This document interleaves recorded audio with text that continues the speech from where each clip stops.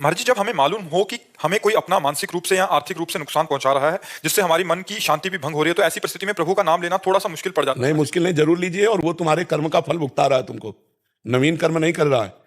पीछे तुमने जो कर्जा ले रखा है वो तुम्हारा हिसाब किताब बराबर कर रहा है। चुपचाप सह जाओ, नाम जप करते रहो, निपट जाएगा, आगे बढ़ जाओगे। उसको इस रूप में मत देखो कि ये आदमी हमें नुकसान पहुंचा रहा है।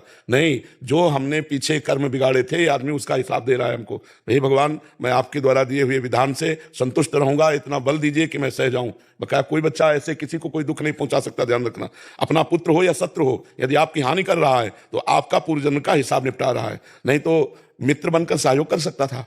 हम कोई उसका अहित नहीं करते, हमारा अहित कर रहा है। चाहे कभी कभी शत्रु भी पुत्र बन करके आता है, बेटे के रूप में इतना बड़ा दुश्मन आता है कि जो पूरा सर्वनाश करके जीवन भर हमको जलन पैदा, वो हमारा शत्रु बन के आया। कभी कभी बाहरी इतना मित्रवत व्यवहार करता है कि बेटा भी नहीं कर सकता है। क्यों? क्योंकि वो कर्म का हिसाब हमें देने आया सुख का, और वो कर्म का हिसाब देने आया दुख का। नया कर्म मत करना, झगड़ा मत करना, तुम झगड़ा मत करना, प्रभु की तरफ देखते रहो, हिसाब किताब हो जाएगा। जो अपना प्रारब्ध कर्म है वही हमें दुख दे सकता है, अन्यथा कोई हमें जीवन में दुख नहीं दे सकता।